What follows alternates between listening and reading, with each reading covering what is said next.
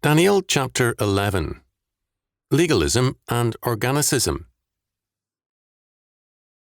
The exactness of Daniel chapter 11 verses 2 to 35, minus only the names of men and sometimes empires, in its description of history from the Persian monarchy to Antiochus Epiphanes, is conceded by all scholars, but with a difference. For the higher critics, it is a cardinal ground for their late date for Daniel, and their claim that a Maccabean, familiar with the history involved, wrote the book as a means of encouraging the persecuted Jews of his day. For the Orthodox Christian scholar, this passage is another instance of predictive prophecy and came from Daniel's hand. According to Daniel, the speaker is Christ, who supported Michael, and therefore his chosen people. During the aforementioned days, chapter 11 verse 1, and he, God the Son, was instrumental in the overthrow of Babylon by Medo-Persia as a means of furthering his redemptive purpose for his people. God the Son spoke then in terms of his promise, chapter 10 verse 14, to make known the problems of his chosen people, that is, the true church, in the latter days, in the Messianic era, chapter 11 verse 2. First, the Jewish church is prepared for her testing, and her experiences made basic to the perspective of the future. In addition to the current monarch, 3 kings would follow on the Persian throne, then a 4th. Far richer than they all, and by his strength, through his riches, he shall stir up all against the realm of Grecia. Cyrus was then king. The 3 successors were Cambyses, Smerdis, and Darius Hypstaspia, and the 4th, Xerxes. The attempted invasion of Greece was at the height of Persian power. Greek imperial power then came into focus in Alexander the Great, chapter 11 verses 3 and 4, whose might, early death, and the fourfold division of his empire, and not to his posterity, are foretold.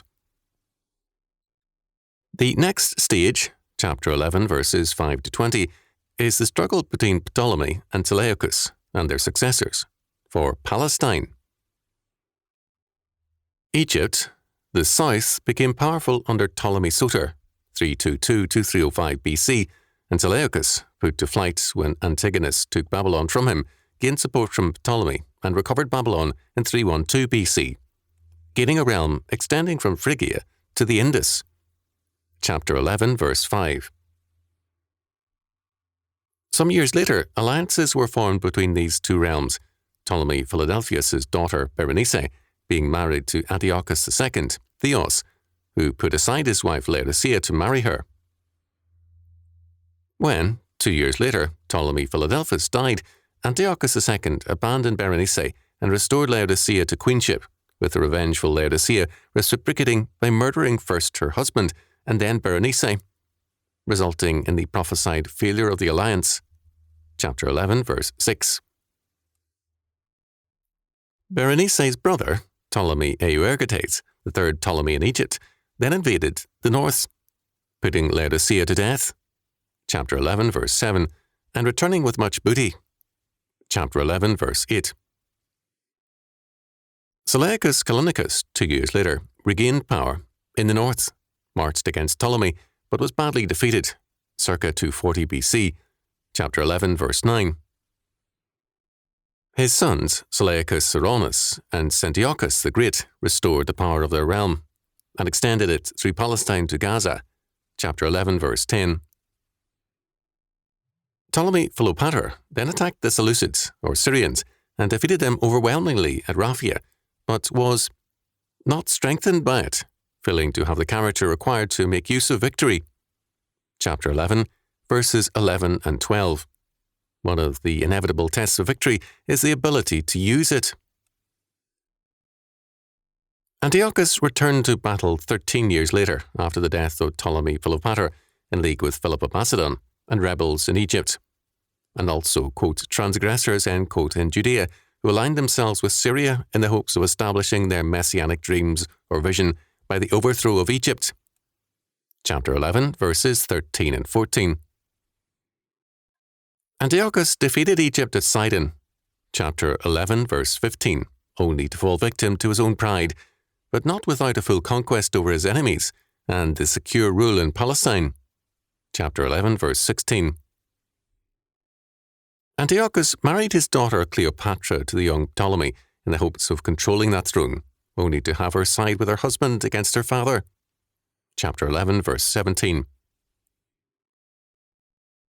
Antiochus then conquered some of the islands of the Mediterranean with no small contempt towards Rome, only to be defeated by Lucius Scipio Asiaticus with the reproach or contempt turning upon him. Chapter 11, verse 18. The result was the eclipse of Antiochus.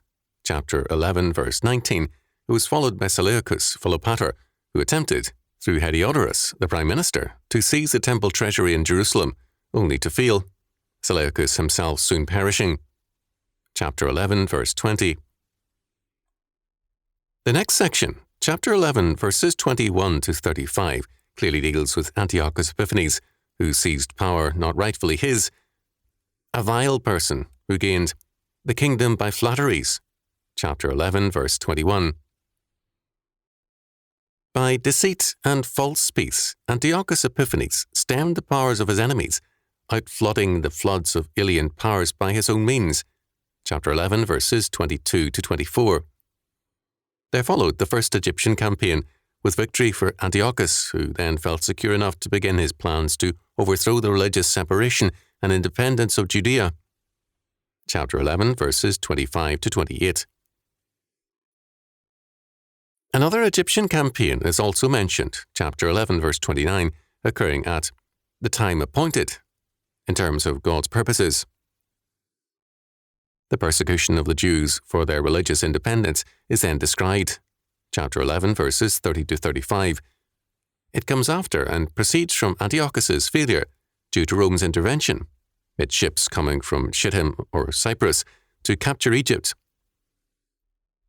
The temple was invaded, the daily sacrifice ended, and his idol established therein. The apostate or Hellenized Jews were in league with Antiochus. But the people that do know their God shall be strong and do exploits. The faithful will have their understanding increased and will give knowledge to others. But the faithful will find tragedy in these days nonetheless. As they make their stand and prosper, the hypocrites will quickly flock to their standard. The whole process, however, will be in terms of God's purging and refining process to bring about understanding and historical maturation. The concluding sections of Daniel chapter 11, verses 36 to 39, and verses 40 and 45 are the points of radical divergence among commentators. Modernist critics, while arguing against any break in the narrative, nevertheless recognize a break of some kind.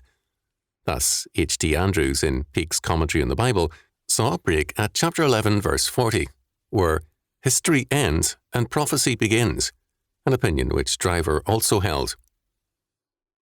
The reason for this opinion is the expression in chapter 11, verse 40, and at the time of the end, taken to refer to some future era. And yet, in spite of this phrase, the balance of the passage goes on in perfect continuity with the foregoing. Moreover, even those who would have chapter 11, verses 36 to 39 refer to Antiochus Epiphanes find it difficult to interpret it in the strict sense of fulfillment, as with chapter 11, verses 2 to 35, where, with no trouble, events match prophecy. Whereas in chapter 11, verses 36 to 39, the strict parallel becomes a forced one. Thus, certain things become apparent. 1. The entire nature of the chapter requires continuity at chapter 11, verse 30, no less than at chapter 11, verse 36.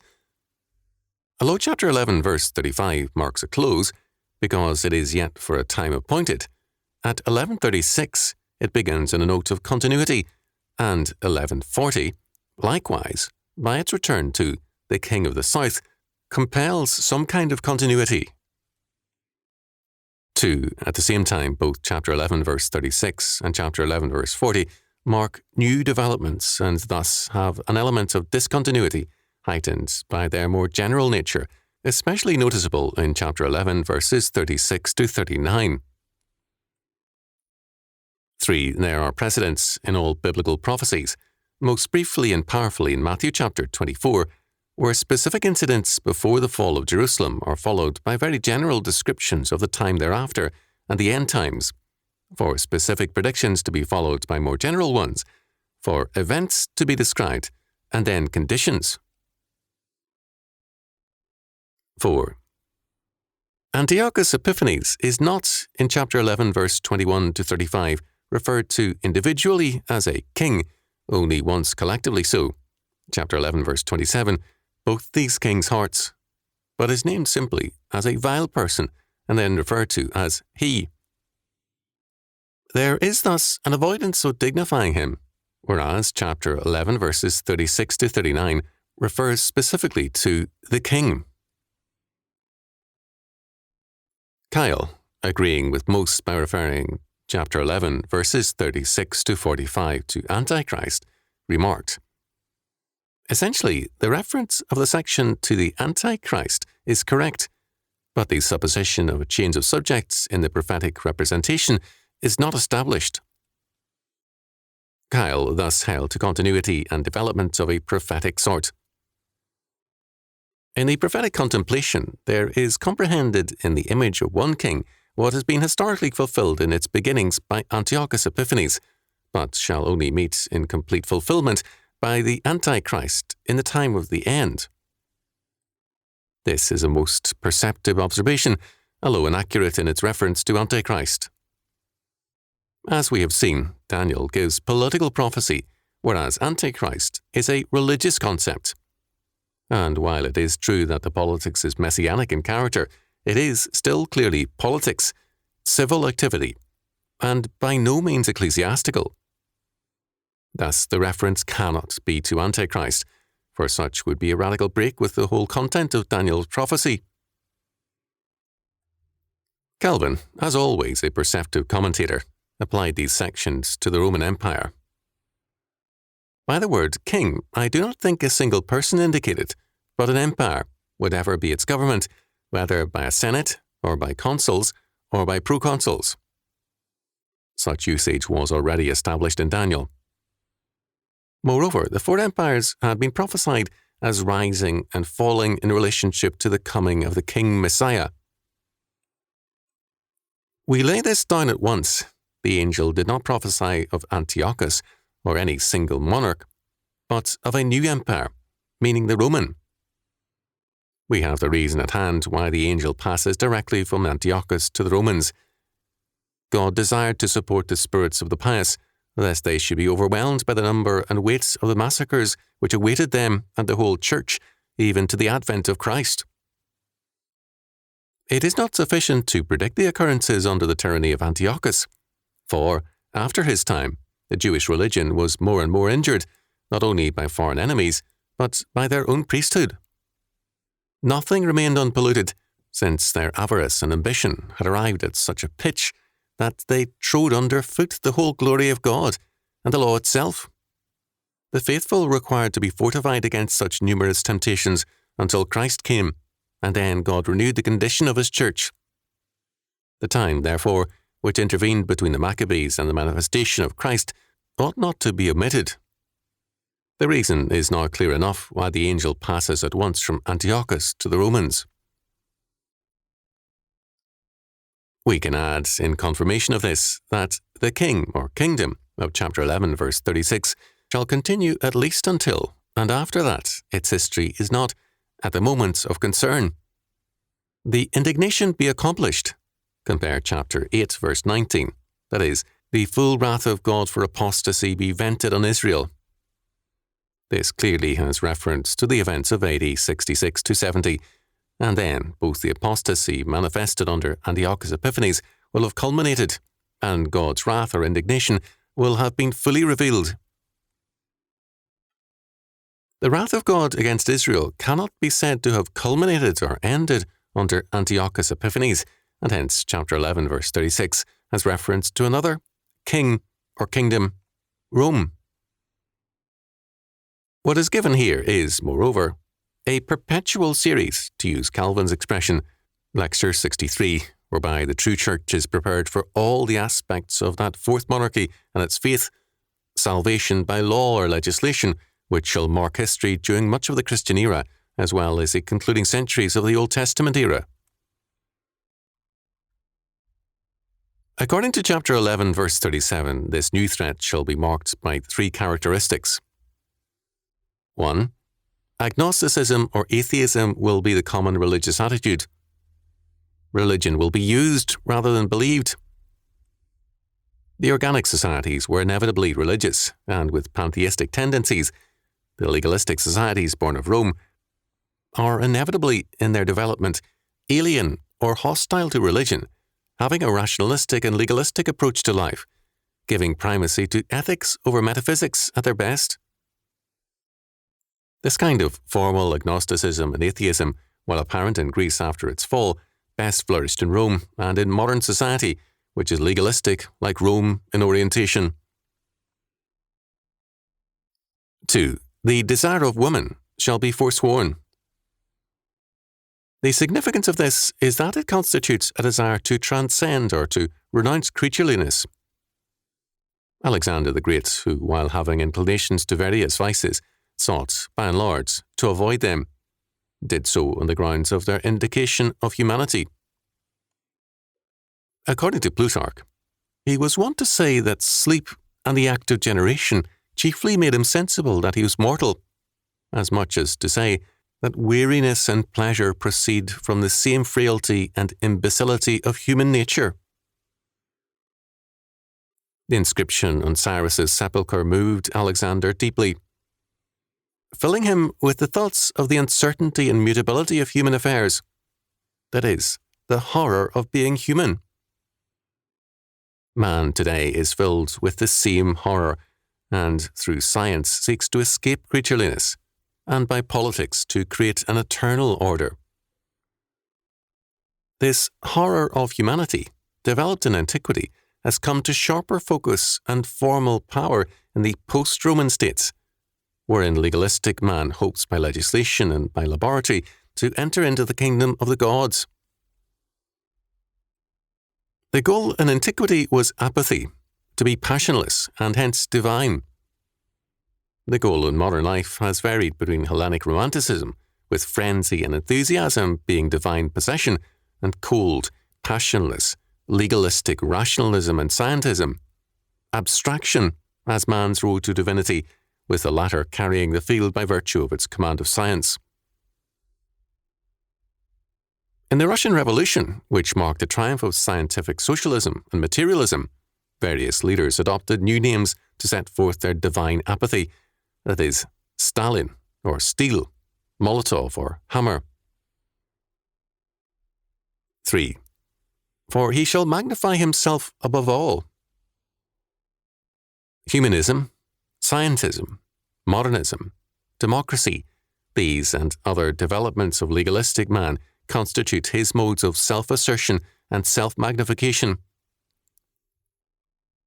The Roman concept of law is the root of this assertion and its basic premise. It is the claim of man to autonomy.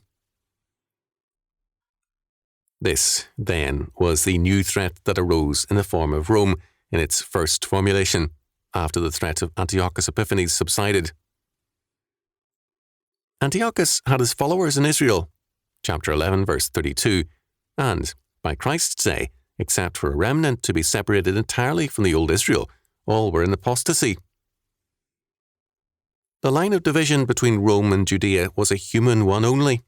Both were wedded to a radically legalistic concept of salvation. It was no accident of history, but its sure revelation of relationship, that the organisation best perpetuating the Pharisaic doctrines calls itself the Roman Catholic Church, holding, like the Pharisees, to salvation by works of supererogation, the merits of the saints, or, with the Jews, of Abraham, etc.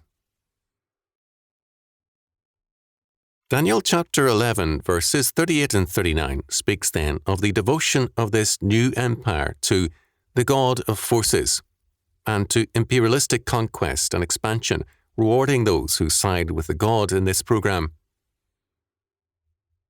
To despise God, means inevitably to despise man.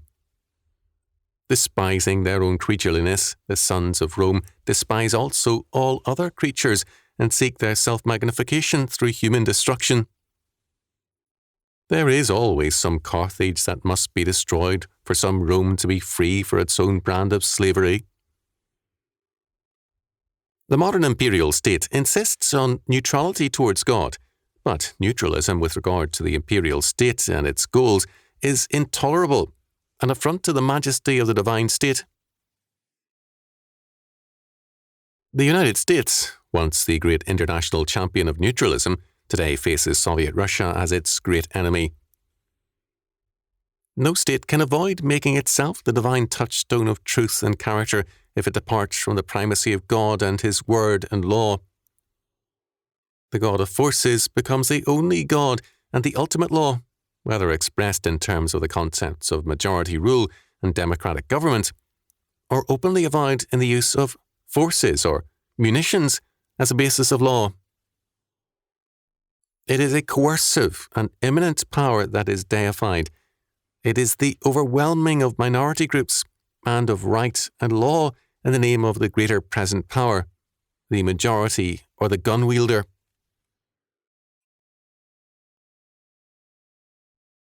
In Daniel chapter 11, verses 40 to 45, we have a further development of the prophetic perspective in history.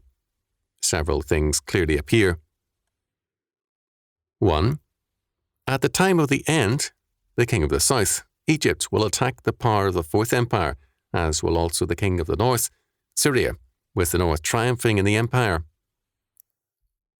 2. He will also triumph over and absorb the land of the delight, the chosen people or church. 3. The relatives of Israel, Edom, Moab, and Ammon, will be spared. 4. This renewed power will also overcome Egypt. 5. From thence he goes forth to overcome and overwhelm all rebellion and opposition. 6. His headquarters will be located midway between the sea and the mountain, that is, the temple. This passage is clearly symbolic, as is the preceding. To hold to a literal fulfillment in terms of Syria, Egypt, and Israel requires also the belief in the reconstitution of Edom, Moab, and Ammon, long dead states and peoples. What then does the passage signify? 1. In the Gospel Age, the Christian era, repeatedly called the end or last times in the New Testament, not only will the legalistic state, with its concept of salvation by law, be the dominant power by and large, but it will also see a recrudescence of the organic state, pushing against and making inroads on, without overthrowing or destroying, the legalistic state. The openly evil form, Egypt, the land of slavery and typical thereof, will not triumph, but the Hellenic form, as of Syria, will succeed. 2. This triumph will be especially notable in terms of the church, wherein an organic concept of man, the state, and the church will cause many to stumble, as the concept invades and corrupts the church. Instead of the older legalistic rationalism, the Hellenic concept of the great chain of being will be the more basic concepts in either realm. The slavery of the church will not be the obvious one of bondage in Egypt, but of Hellenic overlordship with the appearance of freedom. 3. The relatives of the church, those in the church but not of the church, will escape, since the corruption of the church does them no harm whatsoever. 4. Obvious evil, as of Egypt, gives way to the sophisticated evil and seeming good of Syria, that is, its desire for social and religious unity, its affirmation of the apotheosis of man, its organic concept of man and society as set in the context, not of Scripture, but of the great chain of being. The overthrow of Egypt is a triumph of moralism. 5. Evil triumphs, therefore, as a seeming good. Self-righteousness and the worship of man become virtues and are promoted as against all anti-social evils and all other worldly faiths. 6. This position also means a radical syncretism, so that the order of the day becomes neither the open warfare of Antiochus Epiphanes in his attempt to absorb Israel into Syria, nor the outright persecution of Rome, or the radical and legalistic separation of religion and the state by the sons of Rome. Rather, it becomes syncretism. The sea is the world, Revelation chapter 17, verse 15, etc., and the glorious holy mountain, a frequent type of the true church. Thus, evil as it develops becomes more obviously self-righteousness, and syncretism becomes an attempt to have the power of God and the form of godliness in radical contempt thereof. In the beginning of this vision, it was clearly stated that it was for the latter days, and for many days, chapter 10, verse 14. Thus, while it deals with the time from Daniel to Antiochus, its focus is clearly the Christian era. The expression latter days is applied by the New Testament to the time from the first to the second advent, 1 Timothy chapter 4, verse 1. Last days is also frequently used, Acts chapter 2, verse 17, 2 Timothy chapter 3, verse 1, Hebrews chapter 1, verse 2, 2 Peter chapter 3, verse 3, etc. Also, quote, last times, end quote, 1 Peter chapter 1, verse 20. And we are twice told in a single verse by John that it is the last time, 1 John chapter 2, verse 18, compare Jude verse 18. The monotony of the history of Daniel, chapter 11, verses 2 to 35, is the monotony of the bread of deceit. The note of progression in evil is introduced by Rome, with its legalistic concept of salvation by civil law, and then by the revival of the bastard Hellenic Oriental concept of organic unity, as it invades the church from civil sources and creates a prevalence of its syncretistic faith. The organic state has not been without its triumphs in the area of politics. Hegelianism definitely furthered it in the modern world, and its influence on Marxism is marked, although the legalistic motive is definitely predominant in Marxist thought. Hitlerism was a definite revival of the organic state, as was fascism. But the clear-cut victory in the political arena belongs to Roman legalism. It is in the area of the church that the organic concept has triumphed, and existential and neo-orthodox thinking is obvious evidence of this victory. The creator-creature distinction is basic to the Christian conception of the body of Christ and membership therein. The union of the believer with Christ is not a sharing in his deity, but in his perfect humanity. It is Christ as the last Adam, the new man who is the fountainhead of the new humanity, to whom the believer is joined. This distinction is circumvented in heretical ecclesiology, and man made partaker of the deity of Christ. The triumph of Antiochus Epiphanes and of the abomination that maketh desolate, the symbol of man's continuity with the divine, is the modern church. The state Antiochus Epiphanes reigned over was a divine human encounter, with himself as the focal point of that encounter, and the necessity of organic unity made imperative the persecution of those separatist Jews who rejected the very premises of Syrian society.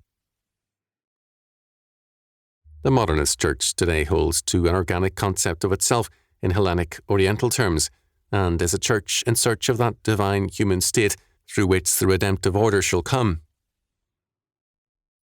The revival, therefore, of the North, of the divine human society, and the abomination that maketh desolate, while beginning as a political philosophy, has succeeded essentially in the realm of the church and has become the fountainhead of modern ecclesiology.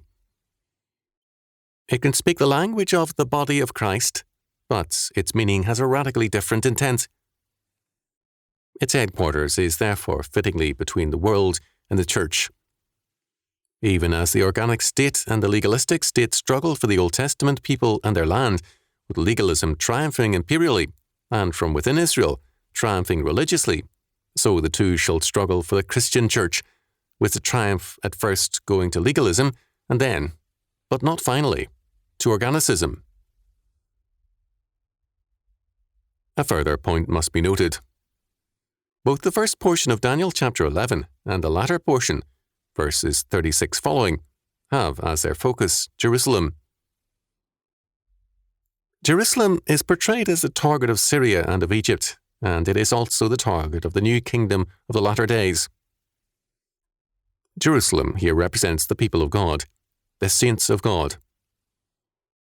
At first, the hostility is not consciously manifested, but with growing epistemological self-consciousness, as with Antiochus Epiphanes, it becomes open and direct. The people of God represent an alien power, and the kingdom of man therefore wages war against them. But the government is upon Christ's shoulder, Isaiah chapter 9 verse 6, and he shall prevail, and his people with him.